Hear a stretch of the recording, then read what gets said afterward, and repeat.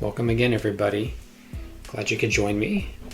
So we're working on this tiger now, and I've gone ahead and just kind of outlined what I want to paint.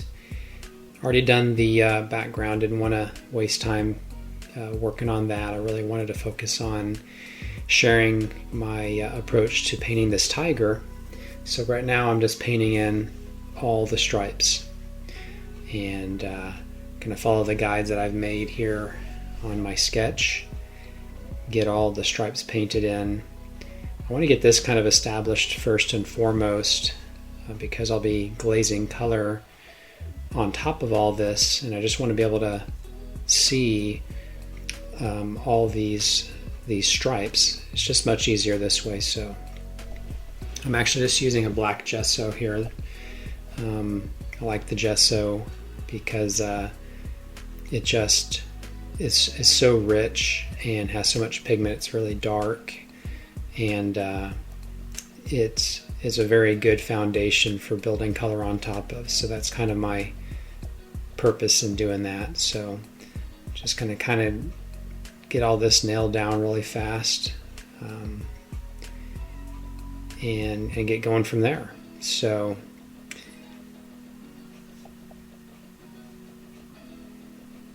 take a few more seconds here. I'm not going to spend a whole lot of time showing painting in all these stripes and some of these dark areas, like under his jaw right here is all going to be really dark. I'm just working off of a reference photo. You can get your reference photos in a number of places. Upsplash is a good source for reference photos. If you're doing wildlife, then wildlifereferencephotos.com is another good place that you can find reference photos that you can purchase, usually pretty cheap, and kind of work from there.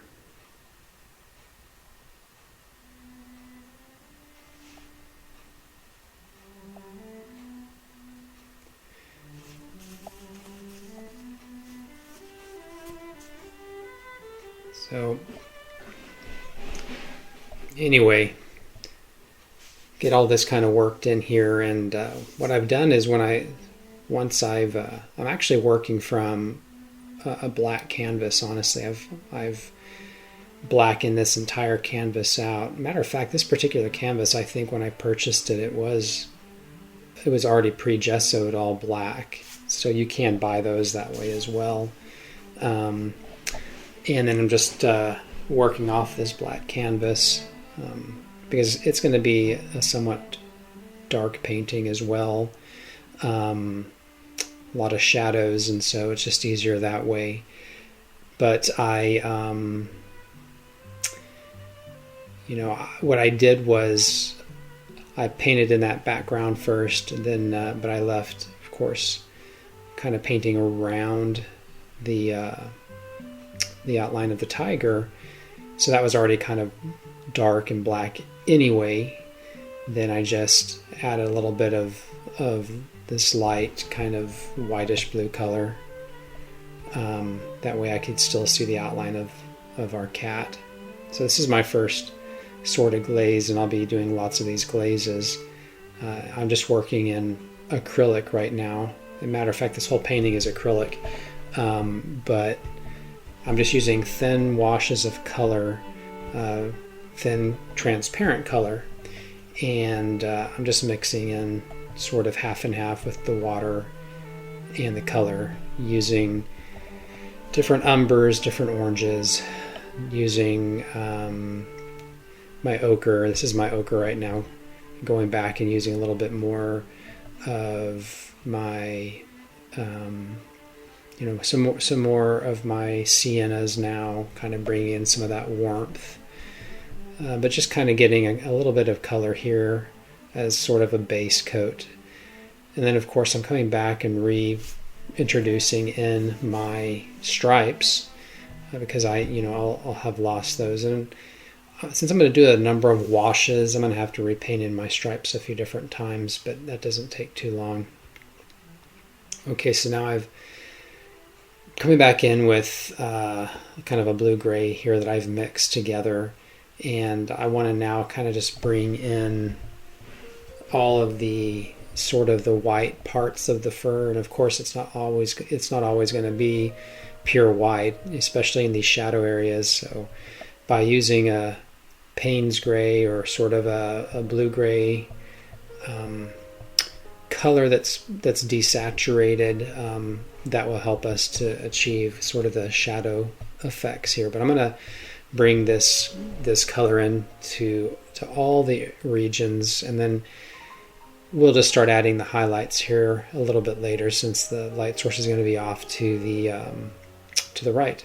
So I'm just using sort of a little bit, I think it's the number 1 round brush. I'm keeping my strokes really soft. I don't want to have any of these hard edges, so I'm trying to just use very little color and keep it very soft. Okay, so now I can glaze in some green. I've got kind of this blue-green that I've mixed here, and then I'm using a little bit of sort of a yellow-green for the base of the eye. That way we can kind of have a nice transition where there's more shadow at the top. So I'm bringing in a little bit of extra shadow here, just glazing these dark colors on. This is a bone black that I'm glazing over that. The black is a good transparent color. Okay, so I'm going to bring in some little bit of reflection now into the eye, and we'll go back and work a little bit more on those eyes here in a little bit. But now I'm just kind of coming back in and adding a little bit more refinement here around the nose region, kind of a little bit some hair fibers, and then bringing in a little bit of this kind of grayed out pink color. So I'll be kind of playing with making some good transitions here from my darks to my lights. And now I'm glazing on just a little bit of alizarin crimson, a little bit more of that pinkish color to start kind of creating a bit of that tongue now. And I want to have this mouth kind of gaping open just slightly, and have the teeth showing here at the bottom. So for the teeth, I'll be using kind of a different mixture of yellow ochre, and I'm using kind of forgotten the color all of a sudden. I'm using a buff titanium. So those two colors, I can achieve kind of this yellowish effect. And of course, we're going to have some of the highlights into the gum region as well. So bring a little bit of highlight here on that. So it's just pretty simple. Using a lot of obviously my underpainting, that dark is really important. So I can stipple on now some color. I'm just stippling on some midnight black here with my tree and texture brush. Get some nice grainy effect. This will kind of simulate that soft, small little fur that is on the nose, and just a nice quick way of getting in some texture and simulating some of that fur. And I can kind of bring that down into the leg region as well using that tree and texture brush. And I like doing this versus just taking a small round brush and trying to paint on each individual hair, which I'll do as we go kind of further up into the forehead, which the hair will start to get longer. And of course on the chest region, it's going to be kind of more tufty and a little bit longer. So I will not be using this brush for that. I'll have to use the round brush. Okay, and then bringing a little bit lighter gray now and kind of stippling on a little bit around the muzzle as well. And I'll be going over these stripes, and that's okay. I can always reintroduce those again. I can blow dry this, get it dry real quickly, and then continue to layer on top additional color. Bring back in some of the stripes once again, and some of these little hair follicles that that they have around the muzzle region.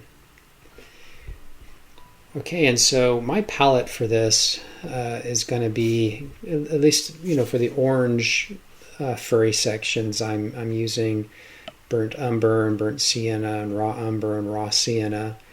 I'm using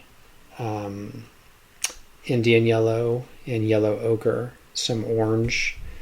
I've got two oranges. I'm using Pyrrole orange, which is a nice, rich, deep orange, and then I'm using a cad orange as well.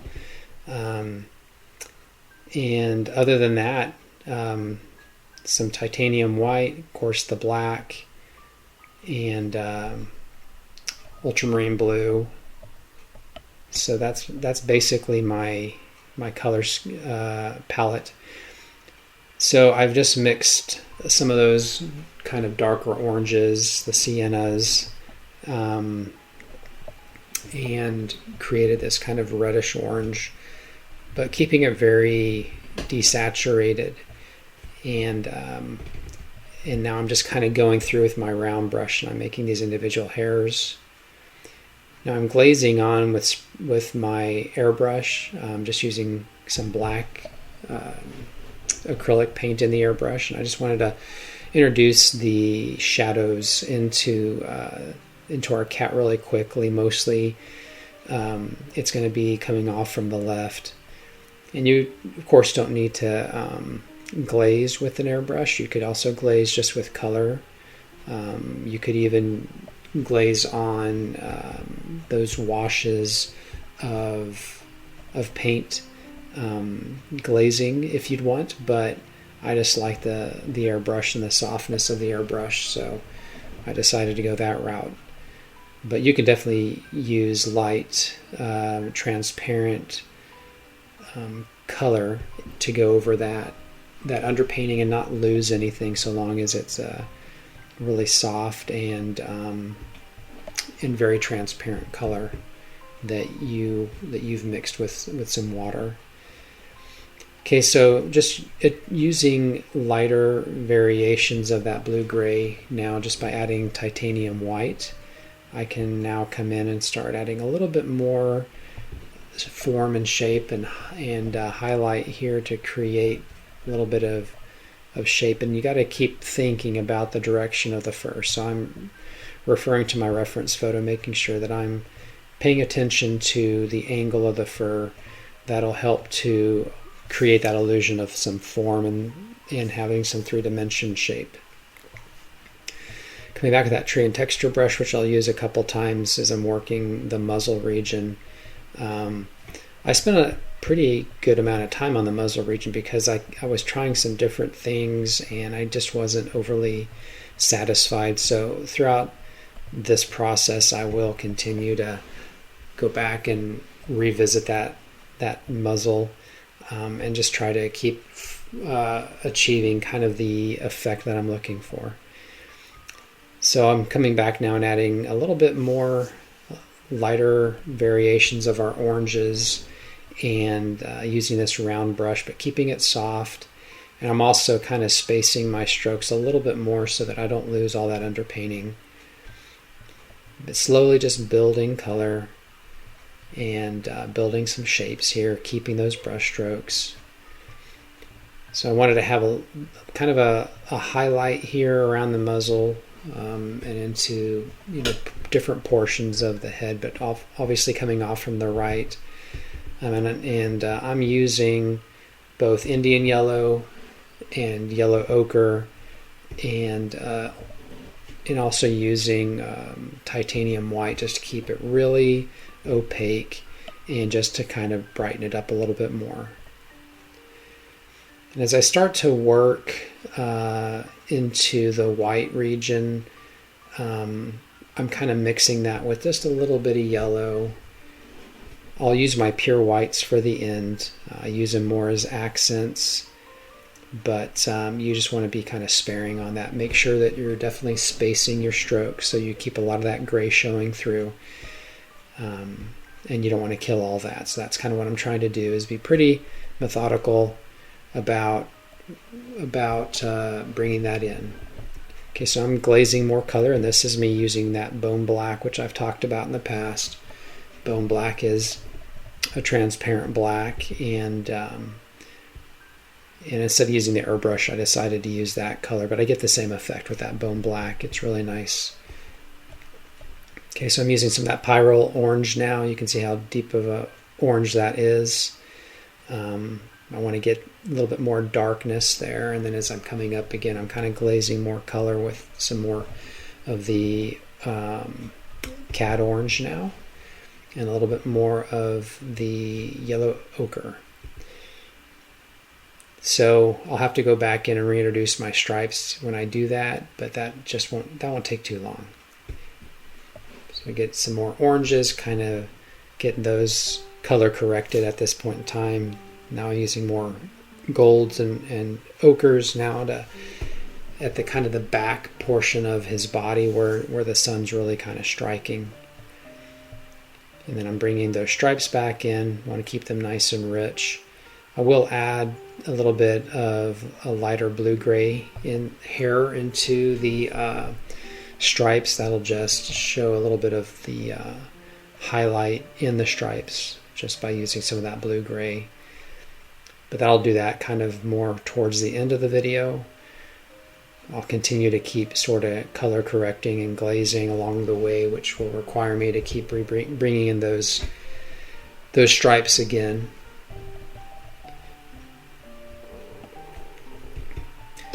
Okay, so kind of bringing in some more of those blue-gray stripes now, where the sun's sort of hitting that area of the body. Bringing a little more yellow into the eyes, and just bringing a little bit more striping, and just some random sort of shadows that I'm kind of seeing in the reference photo. I did take a lot of liberties from the photo, though. The photo was the cat was like completely sunlit from the very front, so he didn't have a lot of shadow in the reference photo. So I'm just kind of ad-libbing and creating my own shadow regions and my own highlights. But now I can really just start to build on this, and as I continue to bring in those individual hairs, I'm keeping those gaps in mind so that I let a lot of that underpainting show through. And I'll just keep kind of bringing in some other glazes, some more colors, more oranges, more yellows, and just introducing a lot of color into our tiger, create a little bit of interest. So now I'm coming back in with that Indian yellow and white. It'll create a very bright gold color for me. If you don't have Indian yellow, you can just mix titanium white with cad yellow and cad orange, but just a little more sparing on the orange side. Keep it more on that yellowish side. I'll kind of create this gold effect, and then I can bring that into the back of the cat here, where it's going to be mostly sunlit right there.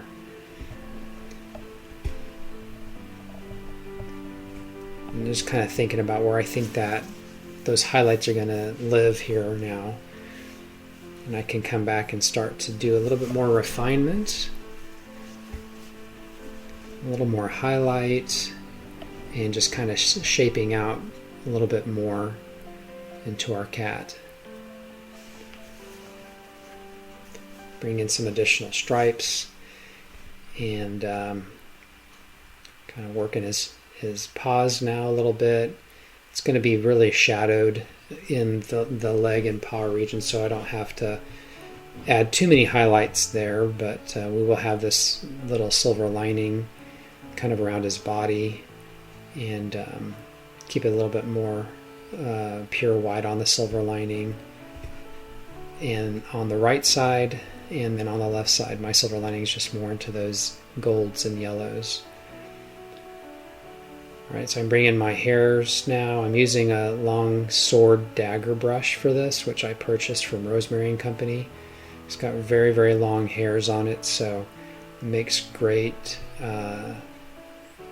long whiskers to use that brush. So I can now start to kind of build this out a little more, and I'm kind of reaching that refinement point where I'm just going in and really stepping back and making some decisions. And I'll go back later and kind of rework that muzzle a little bit more, bring in some more highlights, more glaze colors now. I'm really kind of spot checking my painting at this point in time. So kind of get that figured out, kind of step back, see where I'm kind of lacking and missing certain things where I can just make some adjustments and minor improvements. So bring in a little bit more stippling here so I can keep that little illusion of small, fine, tiny little hairs on the nose. So I'm kind of coming to the end of this tutorial, and I hope that this has been a helpful thing for you, and I appreciate you tuning in.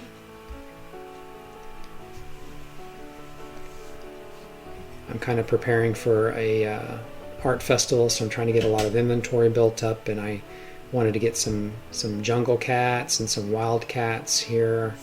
I recently did a lion painting. I'm probably going to do another cat painting here soon, but all just trying to prepare for this art festival and get some inventory built. So I'll look forward to sharing with you another video pretty soon.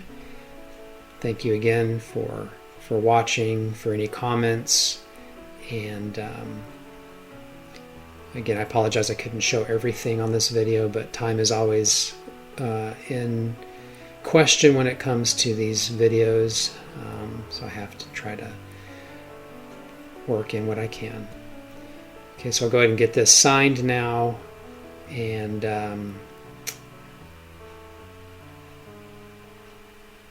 we'll look forward to sharing another video here real soon. So thank you so much, and so long.